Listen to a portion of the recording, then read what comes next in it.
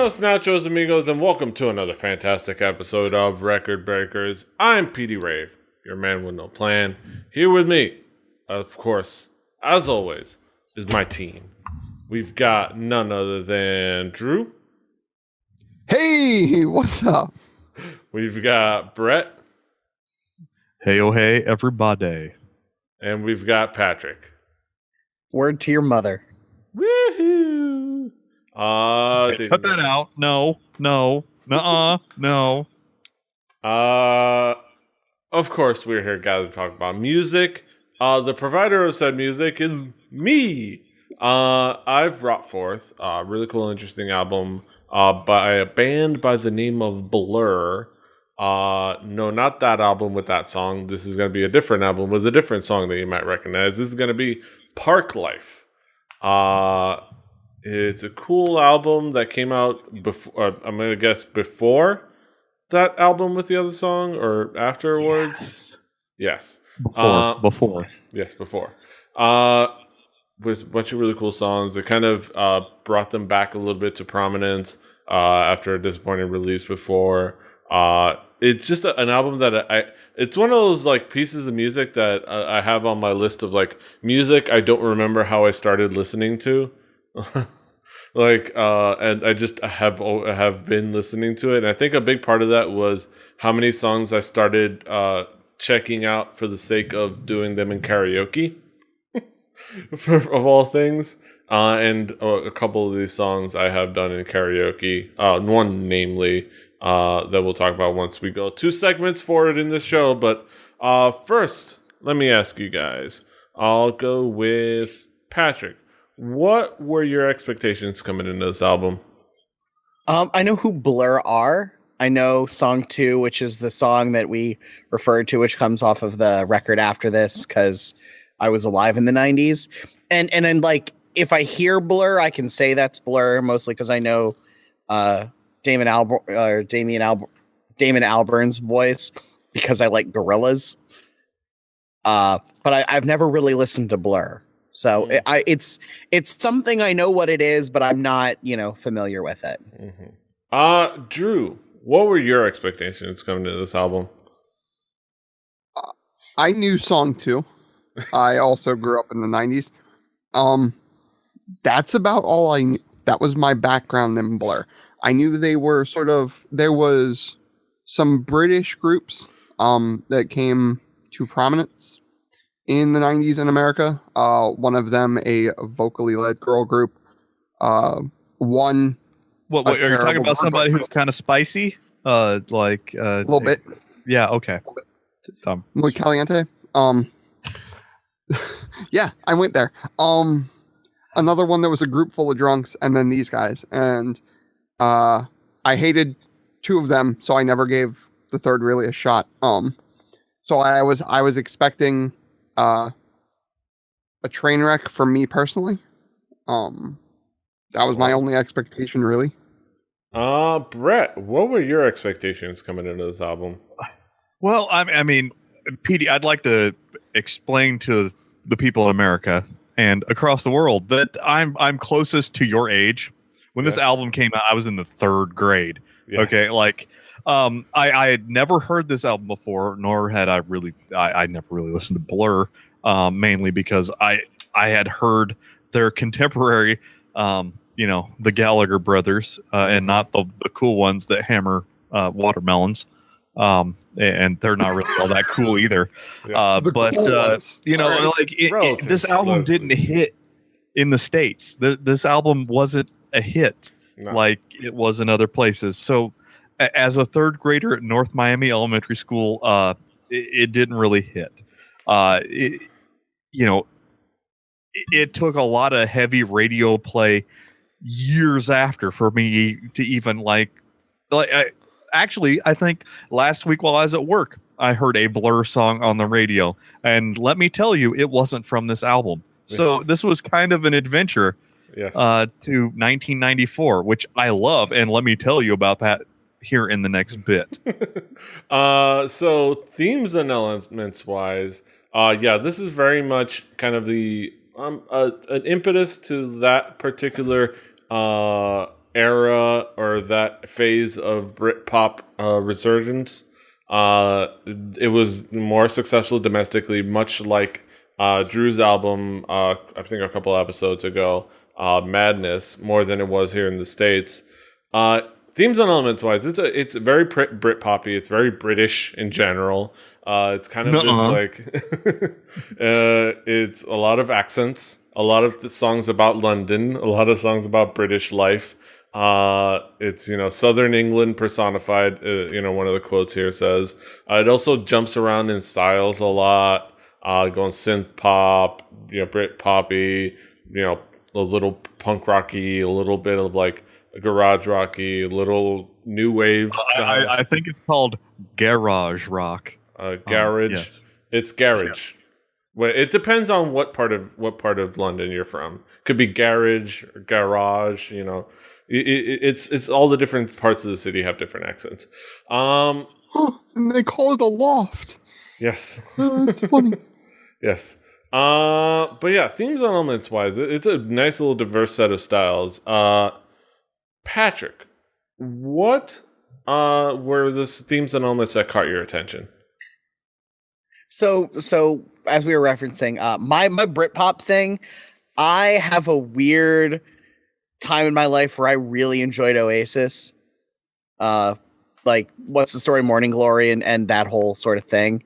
And I can see Drew just looking at me disapprovingly. And occasionally it explains a lot.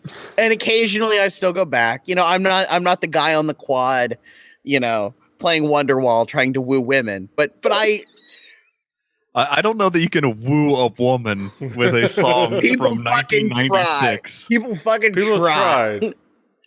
I don't know but I do occasionally like that was just an album one of my friends had as a kid, so it stuck with me and I go back and listen to it, maybe once a year.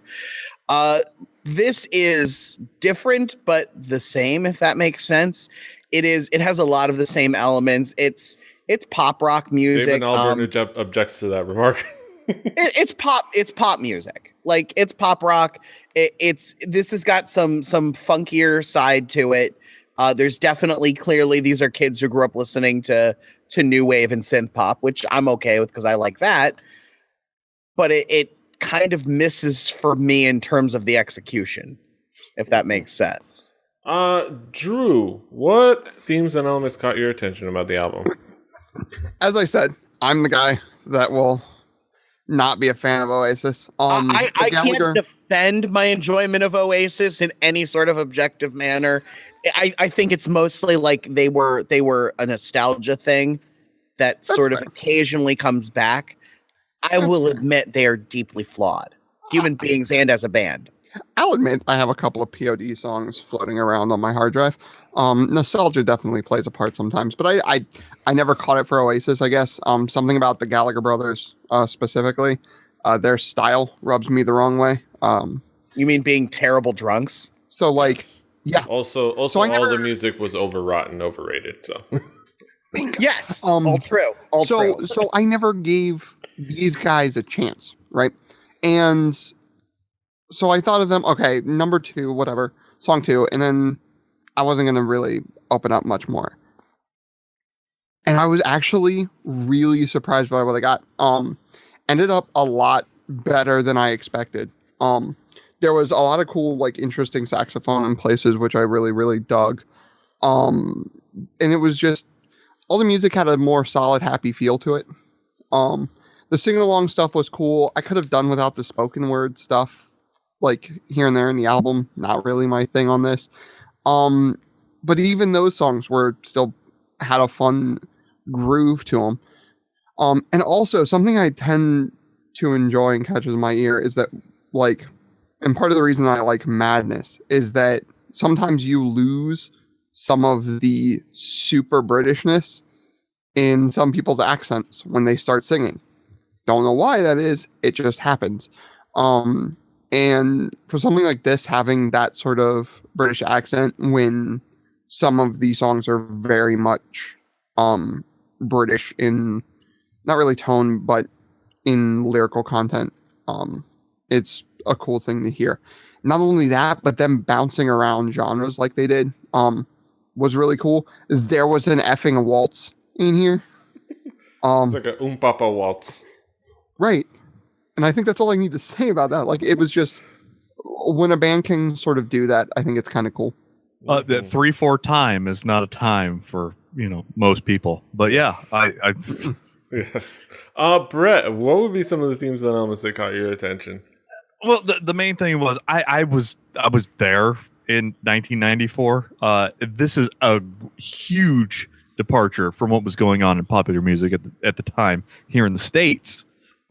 This was like the dying days of grunge, where like we stopped innovating and people started dying, and we were just getting like little tastes. We got like the Blue Album and Dookie, and like fucking Bush's album of note, and 16 like Stone. yeah, like we got like a bunch of albums that we have listened to on this podcast came out in 1994, but it didn't really catch hold until afterward. So 1994 was a really weird time for something as bright and crisp and kind of poppy, with a little bit of like 80s nostalgia thrown in. It's got some upbeat twang and some really, really British tone. I mean, I'm talking like, Google what British tone is, listen to it, like the most twangy, crisp, tight, slapbacky fare that you could hear was coming in a way that we wouldn't hear in the States for a little while longer. And it was very, very different from the world of 1994 that I remember. Mind you, I was in 3rd grade. Yeah, and we get into some of the different tracks because it definitely jumped around in genres. We get, I'll do the record breakers thing and talk about Girls and Boys, which would be the most likely candidate of a song other than song 2 that some of y'all out there might recognize.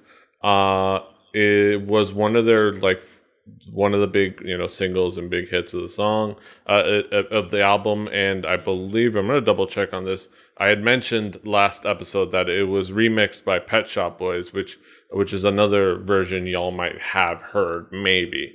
But it's definitely, it's a fun little pop song about, girls who like boys, who want boys to be girls, who do boys like their girls, who do girls like their boys. What was that again?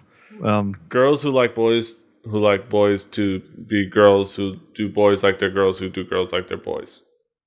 To men. Yes.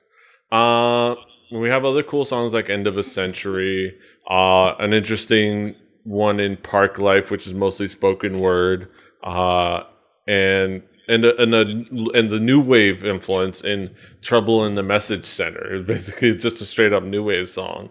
I'll have to ask you guys, Patrick, what would be some of the key tracks, some of the tracks that caught your attention, some of your favorite songs? So early in the record, Boys and Girls and Tracy Jacks both have awesome bass lines. And that was like one of the things where I was like, oh, I might enjoy this, because the bass lines were really, really good. And they kind of like, they're just good and funky. And the closest thing I can compare it to is one of their contemporaries, Jamiroquai, or Quai, or however you say it. The people who gave us JK to go be on the top of the Top Gear board every couple of years. After that, it kind of fell apart for me. There were some moments I really liked. I liked the Debt Collector because it got all carnival-y, and I like the weird kind of creepy carnival sounds. There was a time in college where I listened to Intermission by Tool for like 2 hours straight with a bunch of friends because we just wanted to. And I'll just shout out to Clover Over Dover for having some motherfucking harpsichord. Yes. There's not enough harpsichord in the world. And the Blur gained a lot of points with me for throwing harpsichord on a pop record. Mm-hmm. Drew, what songs or title tracks caught your attention? First one I wanted to bring up was Bank Holiday. Like I said in my overview, this band bounced around a lot. They hit a lot of different like genres, and it all was under one sound, right? But like Brett said, the tone was all the same, but the genre, the milieu was way different. So Bank Holiday was sort of the point in the album to me where you could tell the group was going to make with the songs they wanted to. No ifs, no ands, no buts. It was, if they wanted to do something that was off the wall and didn't really fit with the other songs on the record, they were going to do it and they didn't care. And Bank Holiday was what, in my opinion, hit that for me first. Then you have Debt Collector. You, like I said, you put a waltz on a pop record. You put an alt on an alt rock pop record. Like, that's awesome. Like, I don't care. It's just cool to me. I don't know why. It was fun. I'm going to go and do the reverse of the record breakers. I'm going to do Girls and Boys last because, like I said, this album bounces around a lot. It's a little schizophrenic, and I can commend anybody for doing that. But then that gives you the problem. What's going to be your first track? Because the first track should be, if it's not like an intro track or like a little like thing to lead you into the first full song, then it needs to be something that introduces the band, right? It needs to be something that pushes forth and says, this is who we are. How do you do that with a band that has so many different styles within them? I think they did it all right. This was a good one to start with just because it works on a lot of different levels. It might not be indicative of all the stuff that you're going to get, obviously, but it works as a fun dance track.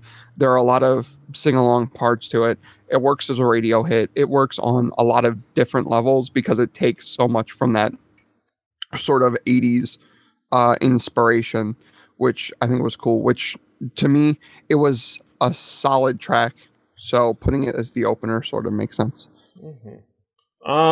Brett, what tracks caught your attention? Well, let's see if there's any more wind in these sails. Girls and Boys, the album starts off really strong with a super fun bass line. And I knew that Drew was going to like drift to this because like it has like the drums and the bass over synth that really are way better than they need to be. It also has like the great earwormy chorus, great use of a pick slide. This is a very, very strong track. Like, you know, this is a, you know, of the era where one good track can get people to buy your album.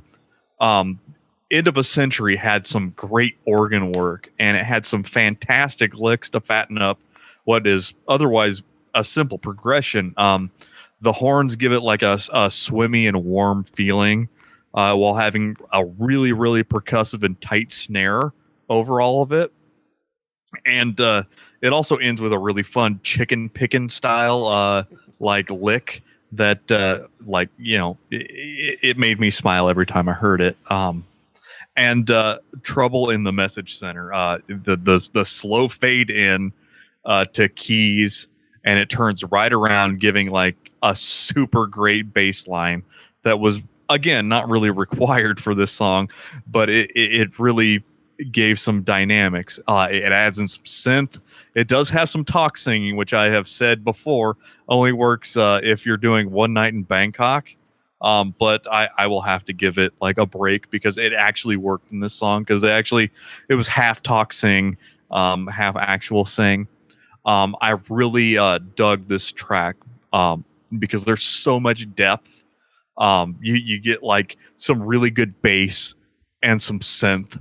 And like, you know, those are things you put on a hook and dangle out in front of me and I'll bite, you know, like it was very 80s.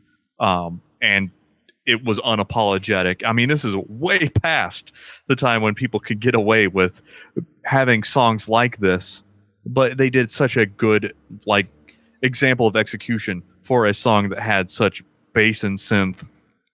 I was kind of smitten. I don't know.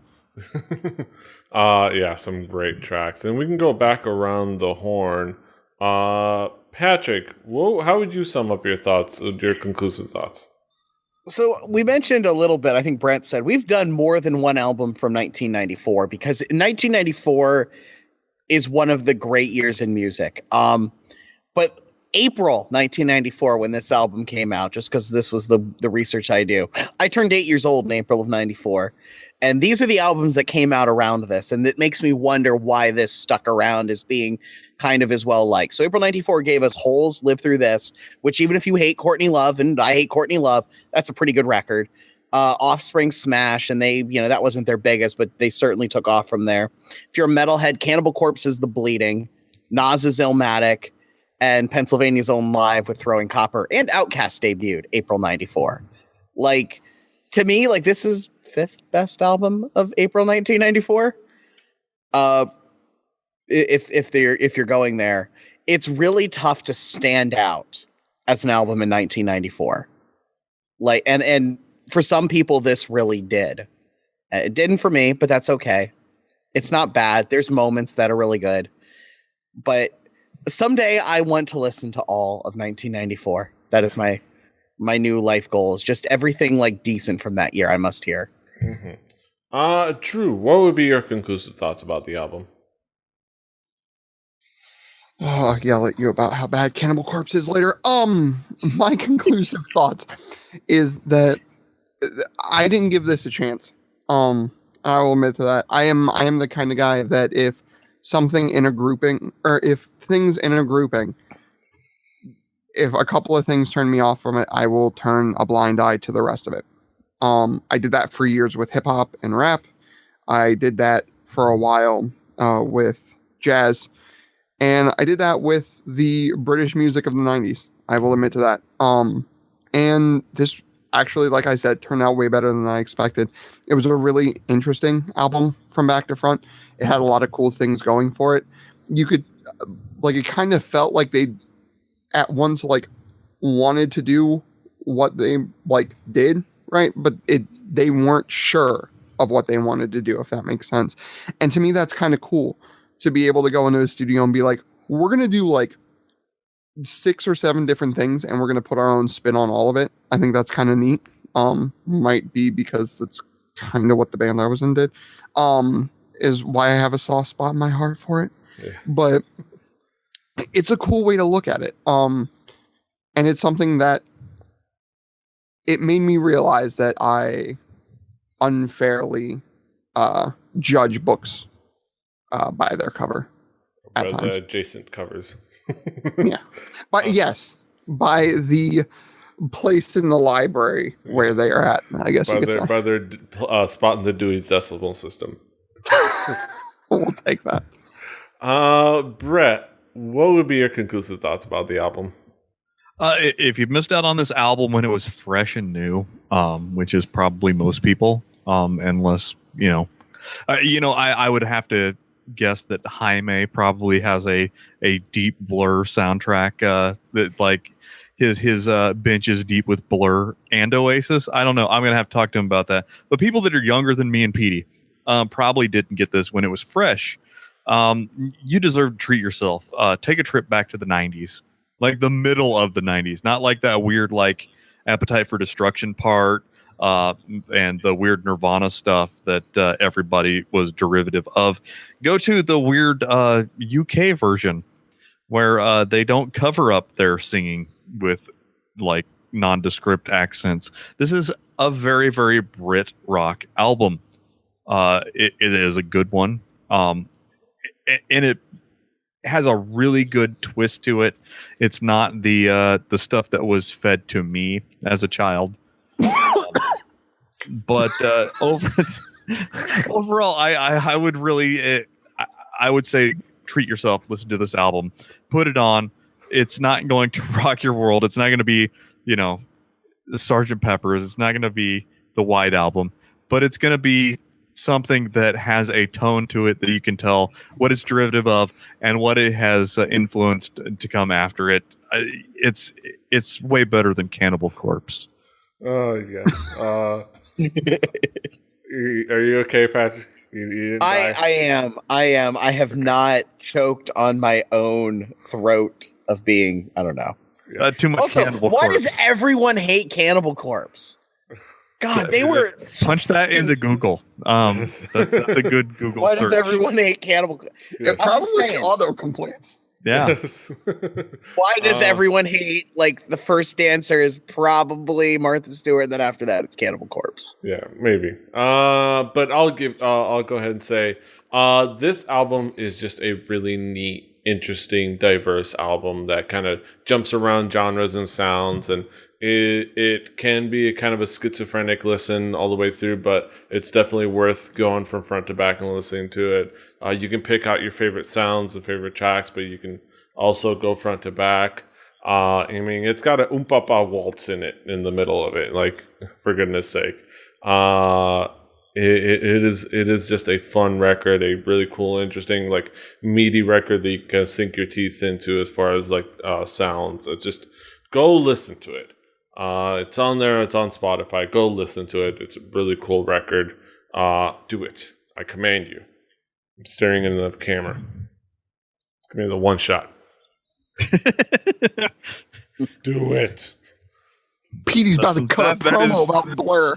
That is some tight production there. Nobody even saw you stick your finger down and hit the one shot. Yes. All right. Give me the one shot to myself. Yes. Okay, let's Give me the one shot. Me. It's like, but yeah, that's our conclusive thought. Bing. Now we get to our main event of the evening. We got our haiku reviews. Let's get into it. Let's start with Brett. Okay. A new taste for Brett. Brit rock before woohoo. I kind of liked it. Mm-hmm. Drew.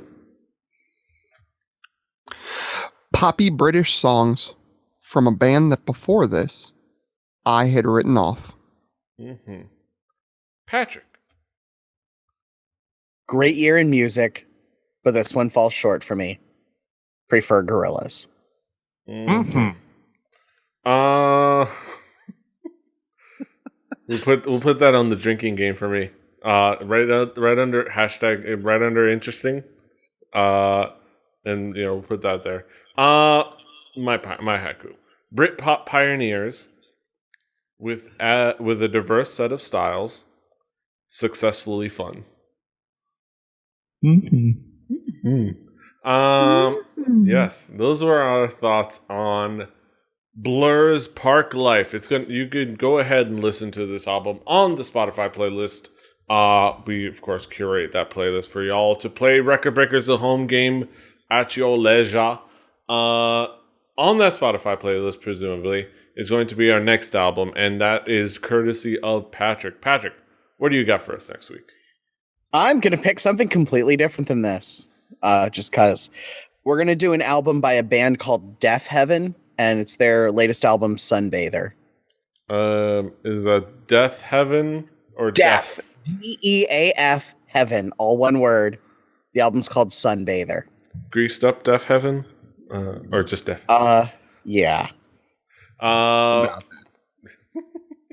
right, so go listen to that. It's all going to be on the Spotify playlist. Seriously, listen to it. It's like the best album in the last 5 years. This is the look of me judging. Oh, you're gonna. I have no idea. All right, so Probably hate. We will talk about that next week. Look forward to that. But that's it. You can find us all over the internet. Patrick is at Swagger. Brett is at Hibdybibard, HIBBITYBIBBARD. Drew is at XDrewSuperX. I'm at PD Rave. The show is at 4 Record Breakers. That's the number 4 Record Breakers. RecordBreakersPodcast.com. RecordBreakersPodcast@gmail.com. Rebellion.net for this and other shows. Check us all over the internet. YouTube.com/RebellionTV. Subscribe to there for this and other videos, not just the podcast episodes, but I'm gonna try to make a commitment to doing other content on the YouTube page. So subscribe there and look out for that. But that's it. Until next time. Hasta los huevos. Roll me over in the clover and Dover. Toodaloo. Annyeong.